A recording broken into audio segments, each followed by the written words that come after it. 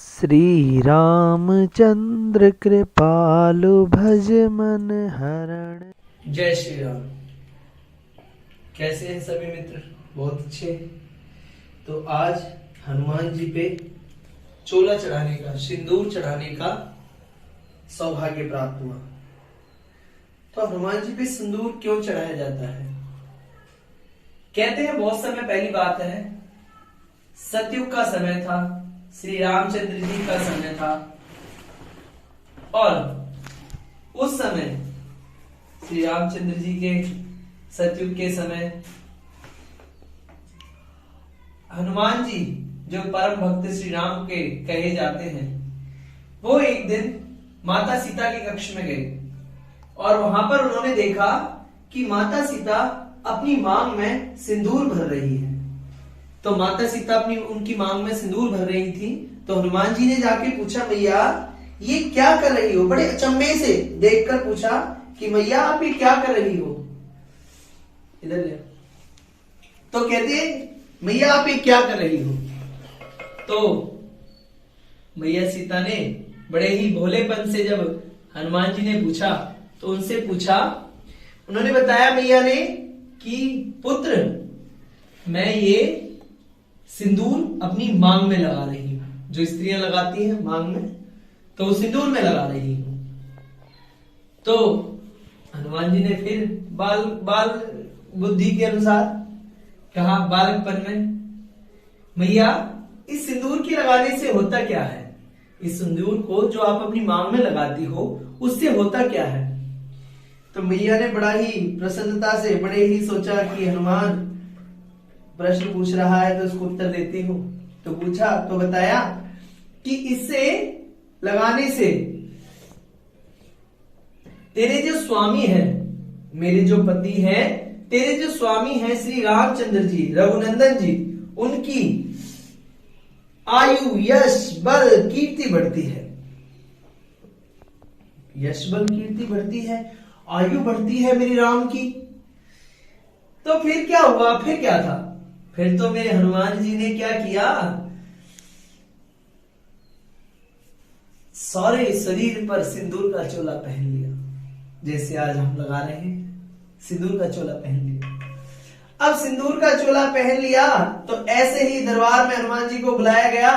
तो हनुमान जी तो सिंदूर का चोला पहनकर और दरबार में पहुंच गए। हाँ, एक बात और, माता ने यह भी कहा था कि इस सिंदूर को देखकर श्री रामचंद्र जी प्रसन्न होते हैं, खुश होते हैं। तो हनुमान जी ऐसे ही सारा सिंदूर शरीर पे लगाकर और दरबार में, भरे दरबार में पहुंच गए। वहां पर सभी देखकर हंसने लगे कि हनुमान जी ये क्या कर लिया? तो उन्होंने बताया, वो थोड़े से उदास हो गए हनुमान जी जब श्री रामचंद्र जी ने पूछा, पुत्र क्या किया आपने बजरंगबली, ये क्या किया? तो उन्होंने बताया कि प्रभु मैं माता सीता के पास गया था तो सीता माता ने मुझे कहा था कि आप इस सिंदूर को देखकर बड़े प्रसन्न होते हो और इस सिंदूर से आपकी आयु बढ़ती है। तो माता तो अपनी मांग में लगाती है, मैंने सारे शरीर पर लगा लिया कि मेरे प्रभु की आयु बढ़ेगी इसको लगाने से, तो मैंने सारे शरीर पर लगा लिया। तो प्रभु मुझे आप बताइए क्या मैंने गलत किया? तो भगवान श्री राम ने कहा, नहीं पुत्र तूने कुछ गलत नहीं किया।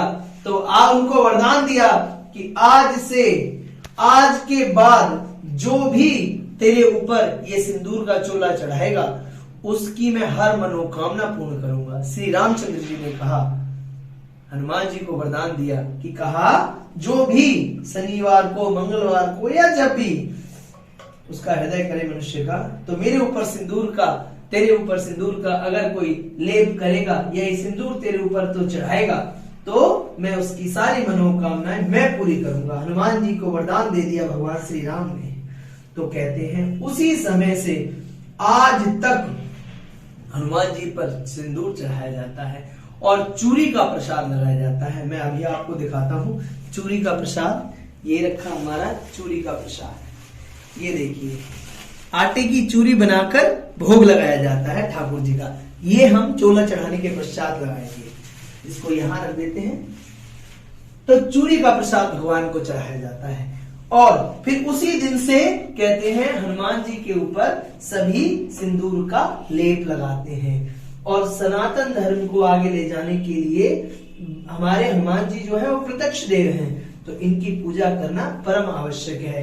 इसीलिए मैं आप सभी से कहता हूं कि अपने बच्चों को हनुमान जी के चरणों में लगाएं, हनुमान चालीसा का पाठ सिखाएं, हनुमान चालीसा का पाठ हर प्रतिदिन घर में बालकों से जरूर करवाएं। ऐसा कहते हैं, इससे आयु यश बल कीर्ति विद्या बढ़ती है।